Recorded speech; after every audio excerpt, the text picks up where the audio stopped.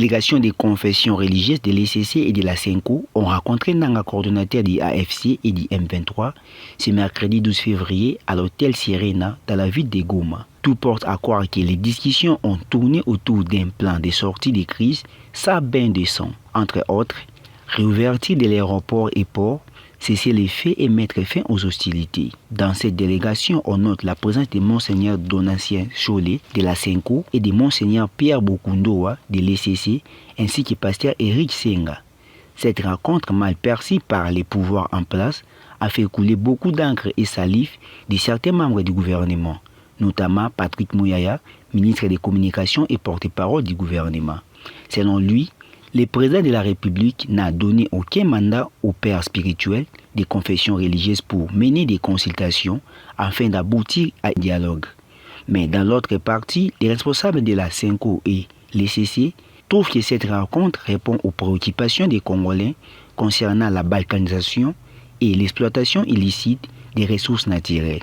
Pour eux, beaucoup de progrès seront réalisés par le biais du dialogue. Nous ne sommes pas encore à l'étape de participer, c'est ça toute la confusion. Je voudrais ici préciser que ici nous ne parlons pas encore dialogue. Ici nous sommes à l'étape d'écoute, donc nous sommes en train d'écouter toutes les parties prenantes, les acteurs clés ou les personnes ressources qui peuvent enrichir la réflexion que nous mettrons ensemble autour d'une dynamique nationale pour que les Congolais réfléchissent. Donc quand viendra le moment de discuter ou de participer, certainement ces différents groupes de femmes qui ont été reçus et qui d'autres seront reçus pourront avoir l'occasion de participer à une forme de discussion parce qu'ici rien n'est prévu au préalable. Dans notre démarche, nous n'avons pas encore écrit un pacte parce que nous apprenons que les gens disent que nous avons écrit le pacte. Non, nous avons proposé l'initiative.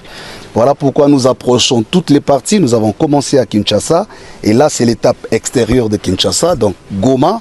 À part Goma, nous allons voir les provinces, l'extérieur du pays et nous rentrerons à Kinshasa pour faire l'écho de la première étape.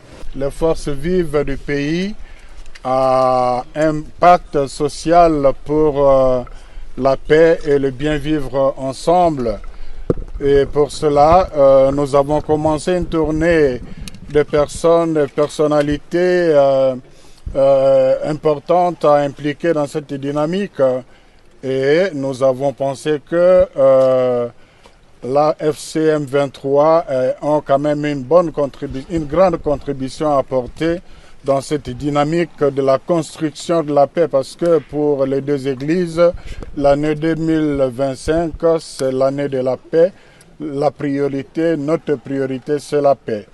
Et voilà pourquoi nous sommes venus les exhorter, aussi les écouter, et en même temps aussi, à travers Monseigneur Willy, écouter la population, savoir comment vivent les gens ici, qu'est-ce qui se passe.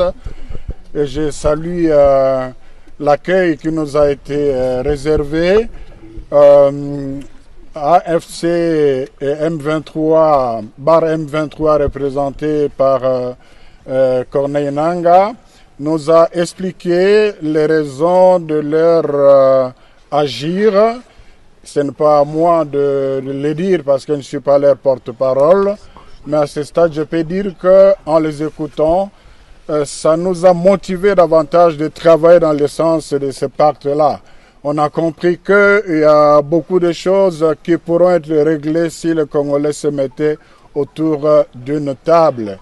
Rappelons que les responsables de ces deux confessions religieuses, la CENCO et l'ECC, ont débuté leur tournée de consultations par le président de la République Félix Antoine Tshisekedi, avant d'entamer avec les autres acteurs politiques.